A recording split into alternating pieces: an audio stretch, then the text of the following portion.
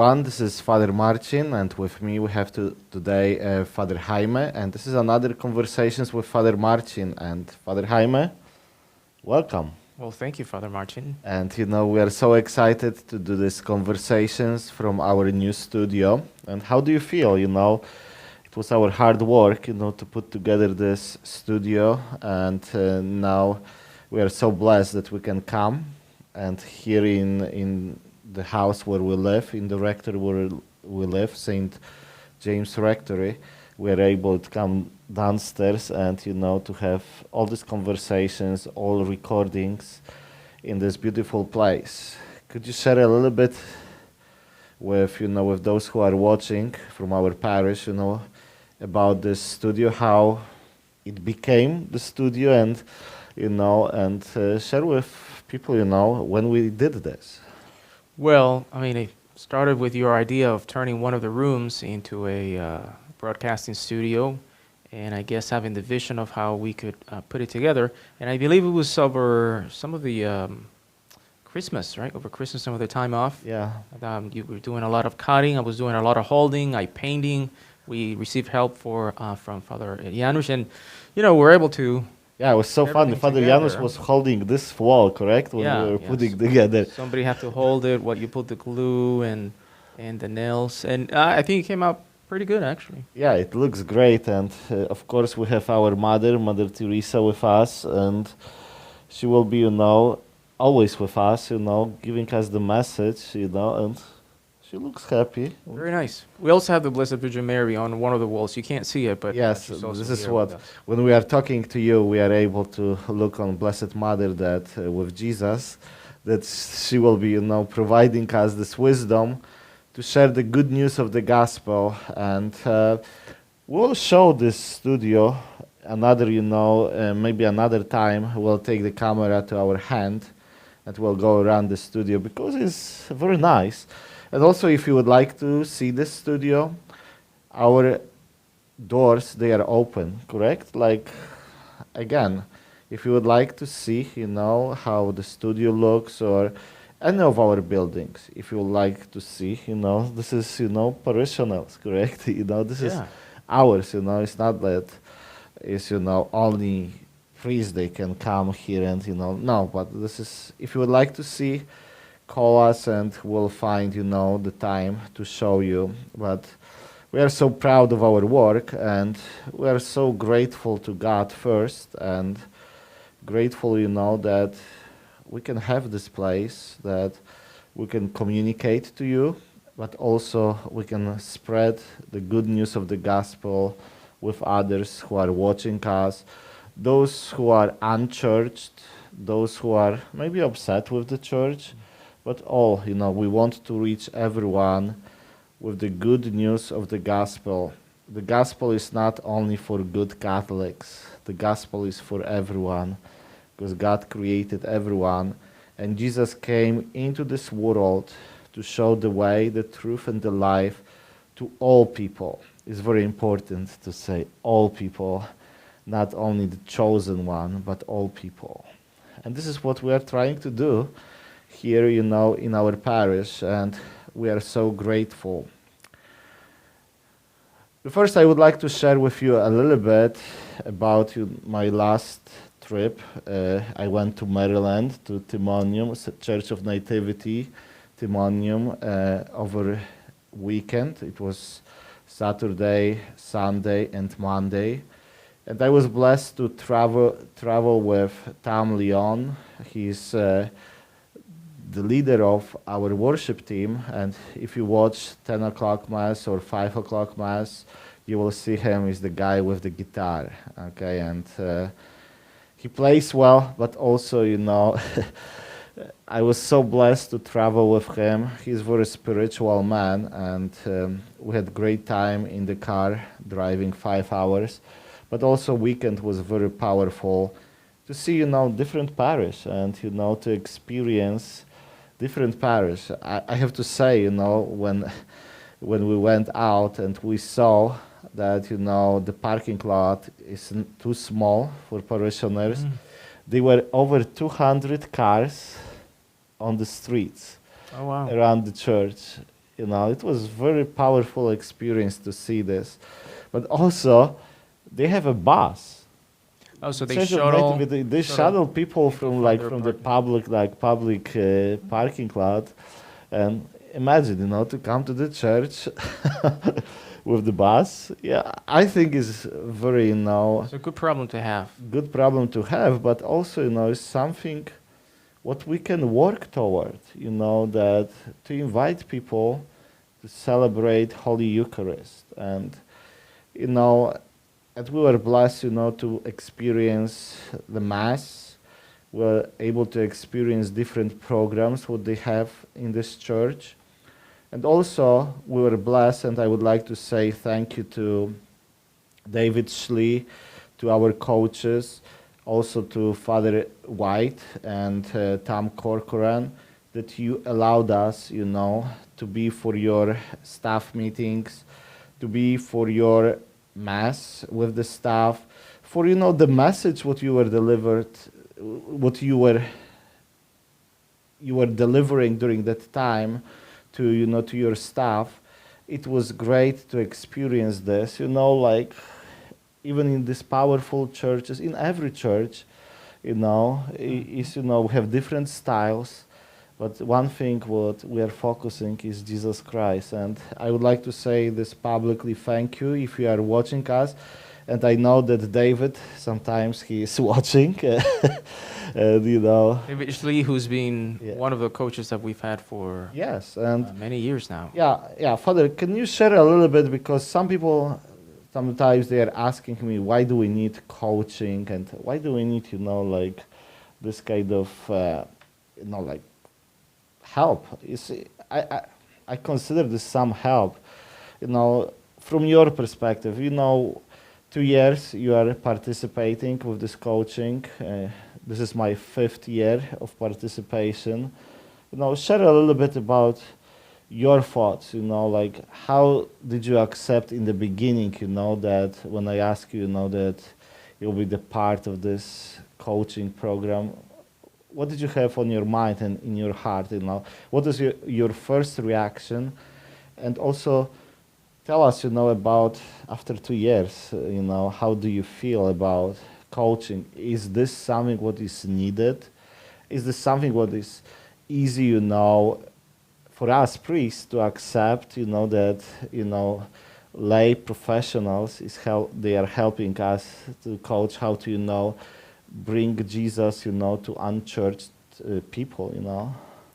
Well, I guess if you think of sports, the coach is that person who identifies your skills, your strengths, and your weaknesses, and then helps you develop those areas in which you need strength. Encouraged you in those areas that you have already been able to master. And like in any other profession, we priests are certainly educated when we go to seminary, but it doesn't mean that we know everything. So any opportunity to receive training, guidance, support, which is what the coaches do, I think is welcomed. And in my case, obviously, if I come here to this parish to learn from the parish, the initiatives of the parish, and to help and support the mission of the parish, I think I should say no, which I did. I'd say yes, sorry, which I did say yes. So the coaching that we receive is focused on giving the priests not only resources on what it means to lead others as pastors, not just leading as a CEO who leads a company, but how do you lead as a pastor? How do you rally those around you to also become leaders in the community? So everything is not centered on the priests, but it is the mission of all the parishioners. How do we make disciples, followers of Christ, of the people around us? And in that sense, it has been very fruitful. It is also, and we have to be humble, we have to learn and discipline ourselves to show up to the coaching sessions, to do the homework that they give us, to receive feedback. You know, they come and they see what we're doing, they give feedback, you know. Yeah, sometimes it's not easy. Yes, like they suggest, yeah. somebody Right. is evaluating you on a regular basis, you know, to see the growth, to see, you know, and this one is sometimes challenging even for us priests to accept, you know, like, you know, that we are moving forward or we are, on the same level, or we are, you know, it's very important, and I found, in the beginning it was very hard, but now I'm finding that, you are more open for, for moving forward, with Christ. And it helped me, to go out on the streets, restaurants, everywhere we go, to proclaim the gospel of the Lord clearly, that. Yeah, and to receive coaching, for example, in our case from this our friends in Timonium, Baltimore, doesn't mean that we're going to become Timonium, Maryland. Doesn't mean we're going to become like them. Yeah. No, the coaching, again, like in sports, the coach identifies your skills, helps you develop other skills that you don't have, so that you become within your own personality, your own mission, that you be able to fulfill what God is asking from you. And that is something that we certainly want to do. And, we want to learn from those who have also been able to successfully change the culture within a Catholic parish, which is something they've certainly done. Yeah. Yeah, I think, we can talk a lot about rebuild, but I think, it will be good to, to stop here in a little bit. And I'm going to invite conversations with Father Marcin, Tom, and also Ray. Ray, who went there from our parish, on his own. Oh yeah, so he's been able to experience. Yes, and then we can have that bigger discussion to see, pros and cons, and to talk about it. Okay, the second thing what I would like to talk with all of you is we got a few questions about,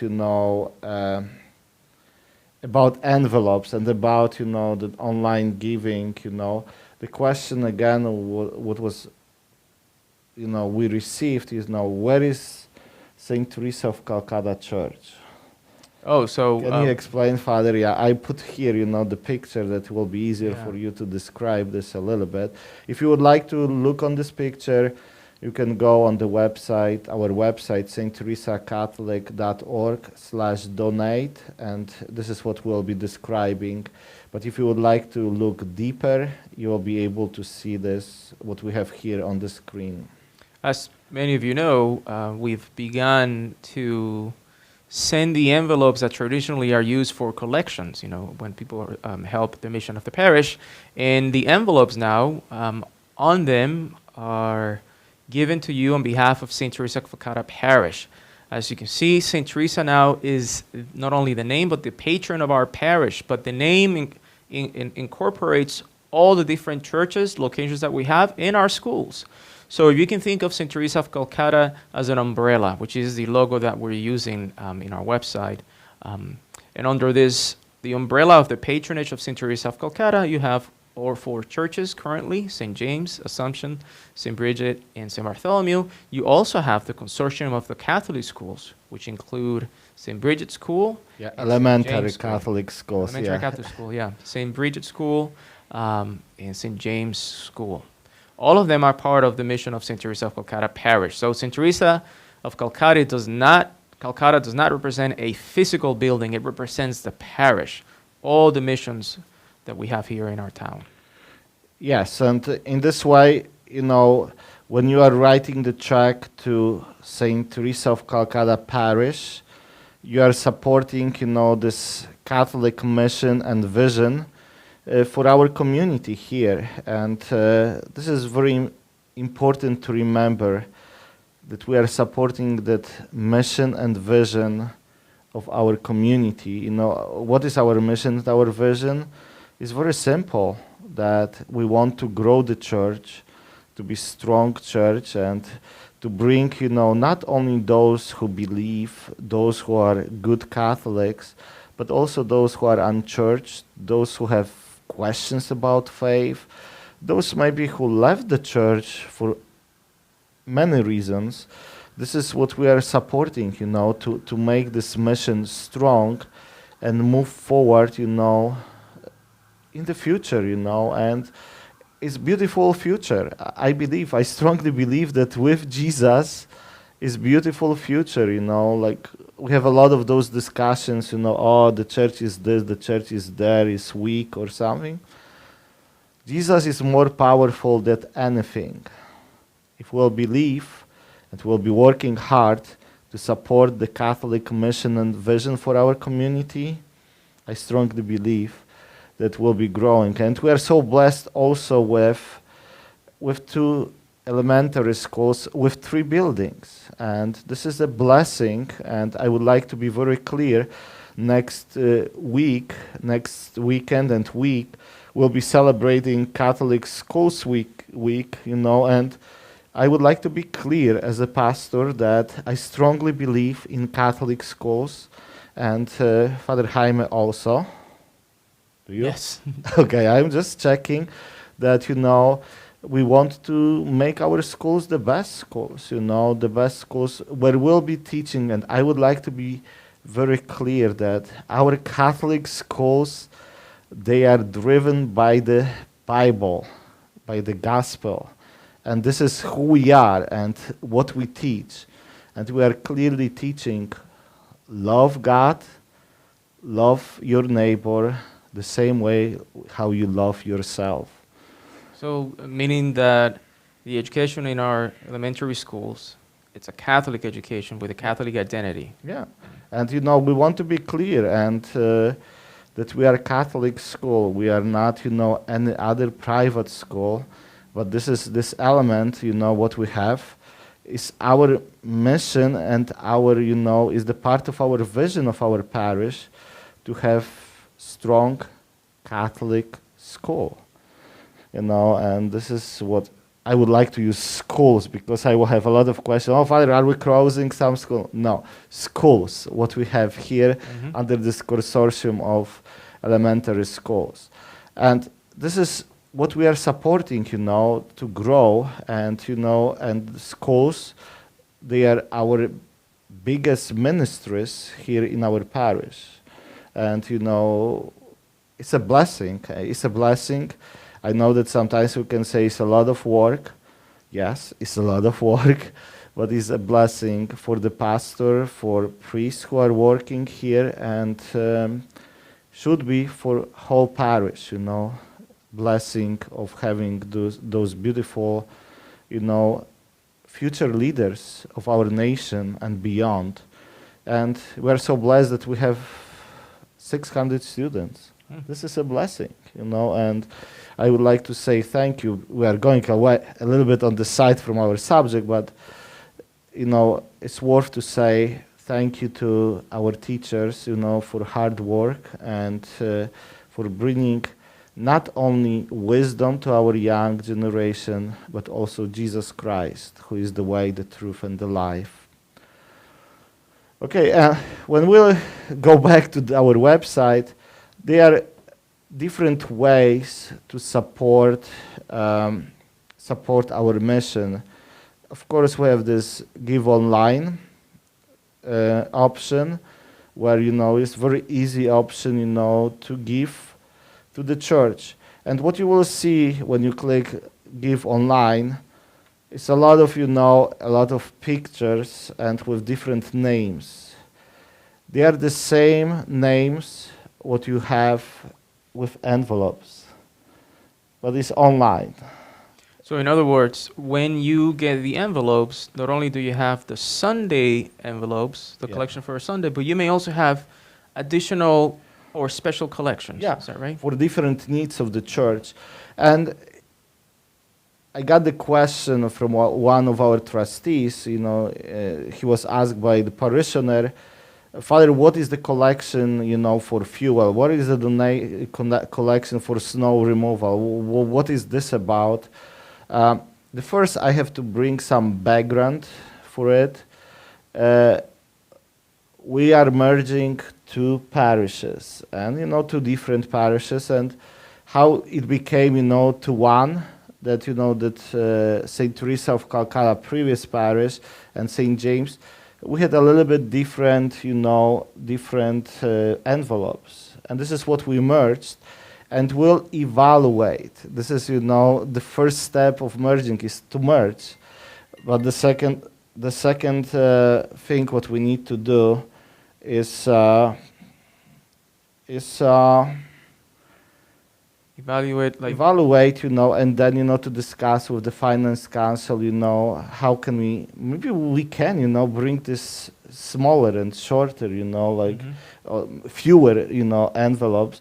But as of now, this is what we did, we did this merger, and, in this way, we have this many envelopes.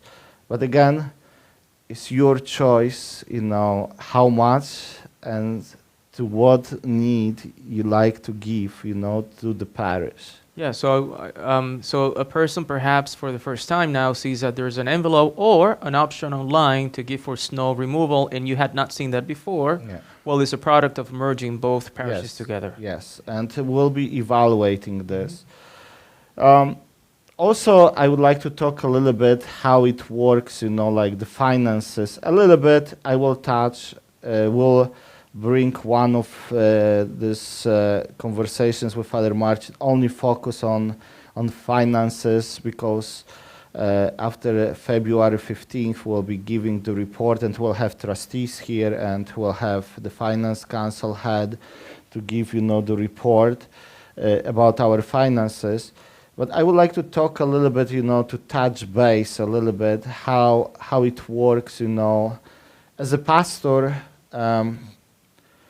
If I want to spend, parish money over $5,000, I have to go to the finance council to get permission.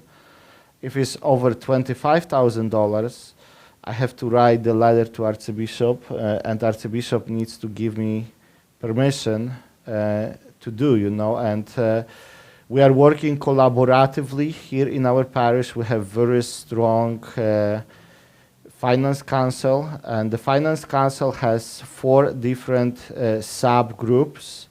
One subgroup is for the church, for the parish. The second one is for the schools. The third one is for employment. And the fourth one is for investments. And therefore, in each of subgroups, we have 5 people, 4 or 5 people. And in this way, they are meeting on a regular basis, like, the church, the parish subgroup is meeting regularly now, merging, together to prepare the budget for this year. And they are doing a lot of work.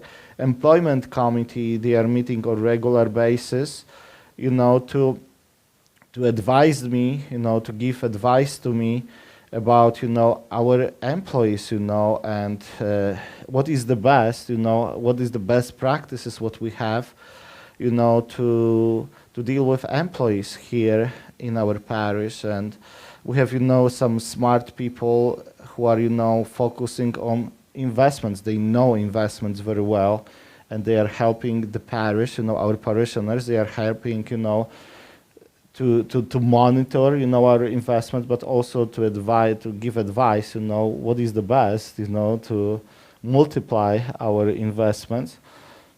Of course, as you know, not during this time of the history, but yes, this is, and also we have, subgroup finance subgroup for, for schools, and they are, very smart people who are helping, to make schools the best. And this is how it works. It's not like that Father Marcin or Father Jaime, we are waking up and let's do this, or let's spend this money, or let's do this. It's some process. With everything what we do is some process, and it's, it's not one person involved. Also, I would like to share a little bit this publicly to you, that as a pastor, and this is, my decision when I became the pastor many years ago, I am not writing checks, and this is why, in this way, we put another level of, of security, that at least 2 or 3 people, they are seeing, what is written, what check is written, and, and the business manager, leader of finances, is the first one. She is writing the check, and then, is going through Mary, who is my assistant, and then I am the third person. That is never ever, is that I am writing the check and I am only signing. They have to be some people. It's not only security for me, but for the parish. That is not only one person, process. It's always we are involving a lot of people, step by step, and. Coming back to the Finance Council, Father, 2 years ago, of course, when you became a priest, the pandemic was in place. But can you share a little bit, again, as a young priest, when you were going for those meetings with the Finance Council, and could you share a little bit your feelings, because when I am talking, it's like they are advising me as a pastor, but you are from the different perspective, when you were going there, what did you expect, and what can you say, about those meetings? Well, I think I certainly gave me the impression that we are in good hands because they're very knowledgeable. A lot of open conversations, honest conversations among members of the Finance Council. Which also creates the environment that there's are no hidden agendas, and I think the idea of having the different subgroups is excellent because you allow not only all the members of finance councils to focus on every single issue, but you delegate, you distribute all the different tasks. They really help the pastor making the right decisions for the parish and for the well-being of the parish. Yeah, and during those meetings. We are not talking a lot about Jesus, but we are talking about money. This is why we call this, Finance Council. And also Finance Council in the canon law is the group of people what we have to have, by the canon law in the parish. Parish is required to have a Finance Council. Yes, yeah, and this is what we have, and we follow this. We have priests in our parish for this coming month. When you will see, Father Gilbert. Father Gilbert is from Congo, and he came here to us, and he will be within a month of January and a little bit of February with us. When you will see him, welcome him. He's a Dominican friar from Congo, and welcome him. Okay? The family who we helped when they lost their house in fire. They are very grateful. I received the message today from them, how grateful they are that they are the part of St. Teresa of Calcutta Parish, and how grateful they are that right away we were able to help them. They lost everything.